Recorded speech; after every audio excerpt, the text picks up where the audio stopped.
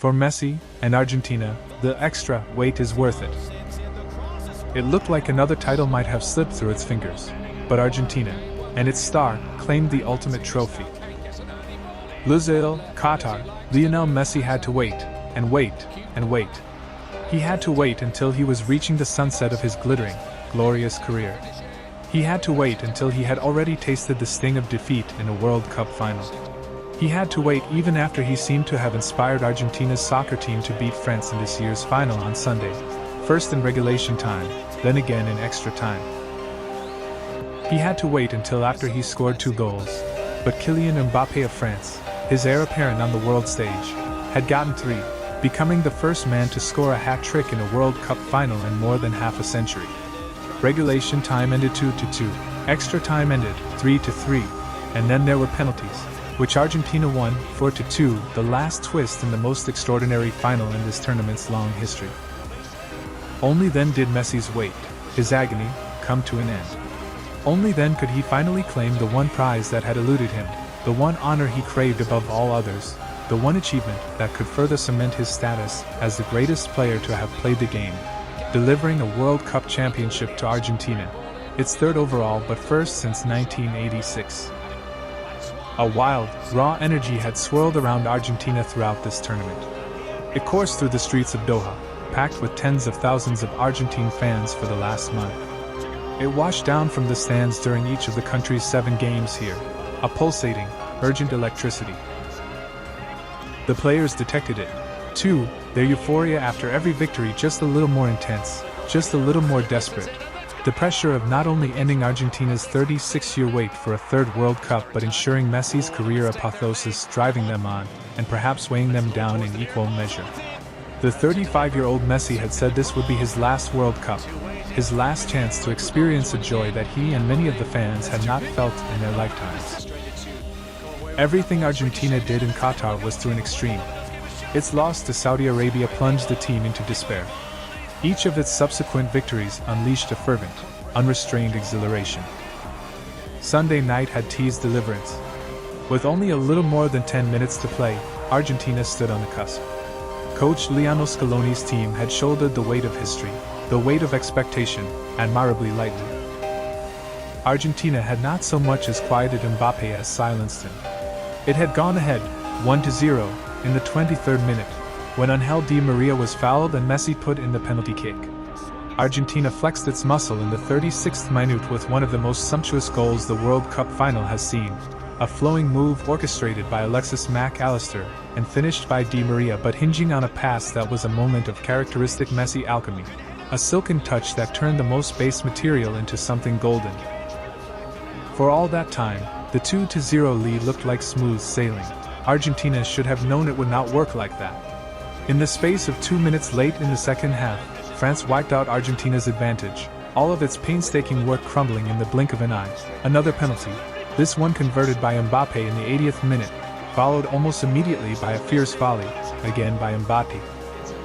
Argentina's players slumped, the breath drawn out of their lungs. They had been so close. In an instant it was 2-2, they were as far as ever.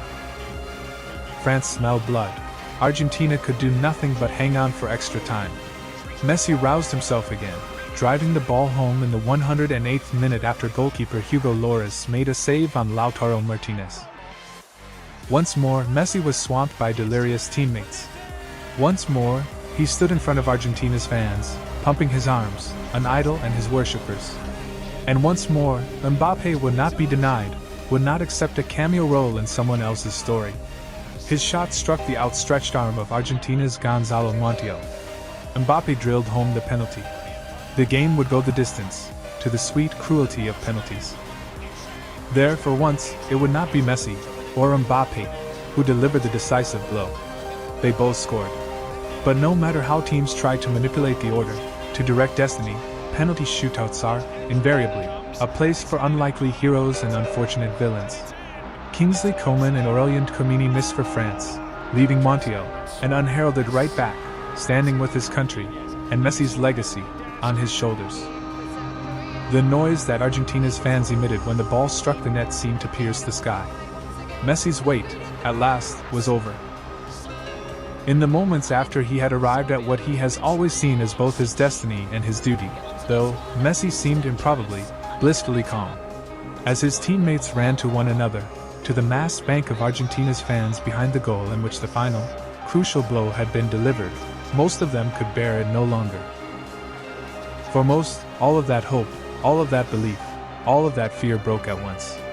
Di Maria's face was stained with tears, his chest heaving as he tried to catch his breath. Messi, on the other hand, simply smiled, a brow briefly furrowing in a manner familiar to any harried parent as he tried to work out how his wife, Antonella Ricuzzo, might bring their 3 children onto the field. It was only when he embraced his mother a few minutes later that he could maintain his composure no longer, when he finally allowed his joy, his relief, to sweep him away. Messi might have learned long ago that it would not be easy to emulate Diego Maradona, to turn Argentina into a world champion. He could not, surely, have imagined it would be quite this hard. Now it was done. He congratulated his teammates. He joined them, arms slung over their shoulders, as they danced and bounced with their fans. He found his family, clasped them tight. And then he was summoned to the stage that had been erected in the middle of the field. FIFA likes to draw these things out. Before the World Cup trophy is presented, it must run through the young player of the tournament, the top goalkeeper, the leading scorer, the best player. That final prize went, of course, to Messi. This World Cup was about him. It has always been about him. He collected his best player statue from Gianni Infantino, FIFA's president, shook hands with the assembled dignitaries, and walked off down the podium. The trophy he cared about was sitting there, golden and gleaming, in his sight. There were a few minutes yet before he would have a medal placed around his neck, a ceremonial bish draped over his shoulders, and the chance to hoist the trophy into the air. It was an hour or so before he would be carried around the field on his teammates' shoulders, a vast crowd of staff members and partners and children in their wake, a homage to Maradona's celebrations in 1986, the last time Argentina was champion of the world. He still had all of that to come. He would have his moment, soon enough. But now he stopped next to the trophy. He looked at it. And then he leaned down, ever so slightly, caressed its smooth dome, and kissed it, once, twice. Messi had waited long enough. He did not want to wait any longer.